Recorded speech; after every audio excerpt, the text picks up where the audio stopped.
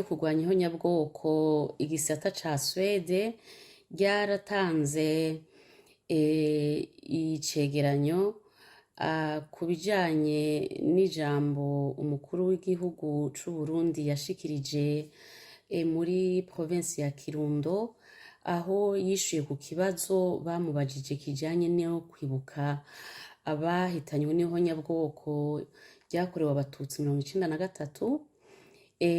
Inyishu umukuru w'igihugu yatanze ntiyatunyuze na gatoyi, kubera ko yaravuze ko hari ikibanza co kwibukiramwo abo bantu, kandi ngo ico kibanza akaba ari wakijamwo wenyene. Tugatangazwa no kumva ico kibanza gihari, kikahaba kandi abacu tuzi aho batawe, hakaba tutigeze turonka n'uruhusha rwo kubashingura mu cubahiro. Tukongera tukibutsa kandi ko haheze imyaka 2 abana bo muri lycée yo mu Kibimba abarundi badashobora kuja kubibuka no kubunamira, leta y'u Burundi itigeze itanga urwo ruhusha. Ariko kudatanga urwo ruhusha ntibitangaje cane, kuko leta ihari uyu munsi igwiriyemwo abari abafrodebu. Abo bafrodebu akaba ari bo bakoze igihonyabwoko. Murumva neza ko urwo ruhusha rutoboneka.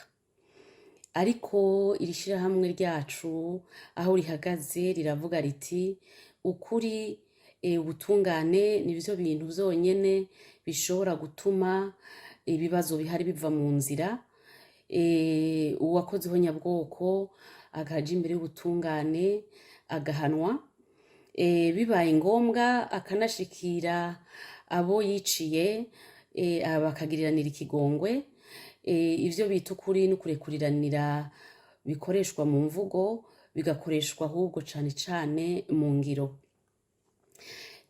Duhiriwe duhishije noneho ishirahamwe mpuzamakungu yarashoboye gutohoza ibijanye n'igihonyabwoko, icegeranyo kirahari. Ico cegeranyo rero numva arico coba intango yo kugira ngo ivyo bikorwa bitangure, abakoze ihonyabwoko bashengezwe, bahanwe, ndetse n'umurundi wese amenye ko hariho ikintu bita kirazira. Umurundi wese amenye yuko ubuzima bw'umuntu atari ikintu co gukinisha.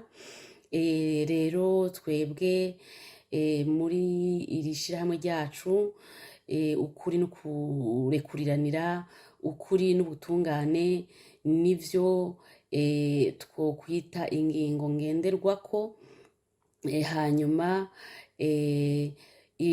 kwica, gusinzikaza ubuzima bw'umuntu, abarundi bakabigira indahiro, kugira ngo urwaruka ruriko ruraruka ubu, kugira ngo abuzukuru n'abuzukuruza bacu bazobone koko ko abavyeyi babasigiye igihugu gitunganye, igihugu kirimwo amata n'ubuki.